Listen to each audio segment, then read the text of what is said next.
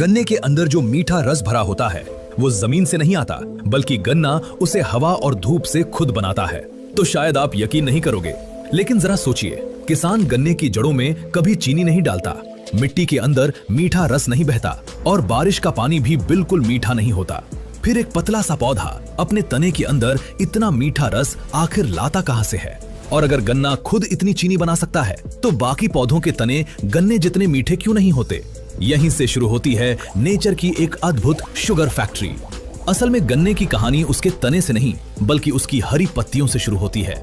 दिन में जैसे ही सूरज की रोशनी पत्तियों पर पड़ती है, उनमें मौजूद क्लोरोफिल उस रोशनी की ऊर्जा को पकड़ना शुरू कर देता है। उसी समय गन्ने की जड़ें जमीन से पानी खींच रही होती हैं और पत्तियां हवा से कार्बन डाइऑक्साइड ले रही होती हैं। अब इन तीन साधारण चीजों, पानी, कार्बन डाइऑक्साइड और सूरज की ऊर्जा को मिलाकर पौधा फोटोसिंथेसिस की प्रक्रिया से शुगर बनाता है। यानी जिस मिठास के लिए हम गन्ना चूसते हैं, उसका कार्बन असल में हवा की कार्बन डाइऑक्साइड से आया होता है। लेकिन असली कमाल अभी बाकी है। पत्तियों में बनी शुगर वहीं पड़ी नहीं रहती। पौधे के अंदर मौजूद बेहद बारीक ट्रांसपोर्ट टिश्यू, खासकर फ्लोम, इसे पत्तियों से गन्ने के तने तक पहुंचाते हैं। यहाँ शुगर मुख्य रूप से सुक्रोज के रूप में जमा होने लगती है।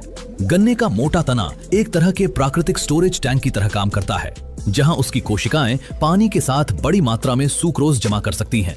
इसलिए जब आप गन्ने को काट कर दबाते हैं, तो उसकी कोशिकाओं से पानी और घुली हुई सुक्रोज मिलकर वही मीठा रस बाहर निकालते हैं, जिसे हम गन्ने का रस कहते हैं। लेकिन सबसे दिलचस्प बात अभी बाकी है। गन्ना ये चीनी हमारे लिए नहीं बनाता, उसके लिए ये स्टोर की हुई ऊर्जा है। पौधे को बढ़ने, नई पत्तियां बनाने और भविष्य में फिर से विकास करने के लिए ऊर्जा चाहिए। इसलिए वो सूर्य से मिली ऊर्जा को रासायनिक ऊर्जा में बदलकर शुगर के रूप में सुरक्षित रखता है। लेकिन सवाल अभी भी बाकी है। अगर लगभग सभी हरे पौधे फोटोसिंथेसिस करके शुगर बनाते हैं, तो हर पौधे का तना गन्ने जैसा मीठा क्यों नहीं होता? क्योंकि अलग अलग पौधे बनाई गई शुगर का इस्तेमाल अलग तरीके से करते हैं।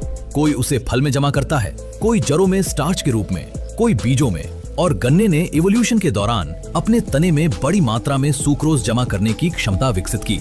इंसानों ने भी हजारों वर्षों तक ज्यादा मीठे गन्नों को चुनकर उगाया, जिससे आज की किस्में और अधिक चीनी जमा करती हैं।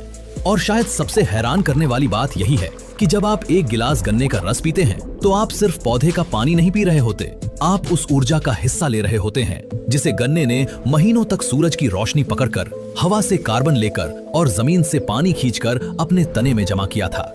यानी गन्ने के अंदर कोई मीठी नदी नहीं बहती, वो खुद एक जीवित सोलर शुगर फैक्ट्री है।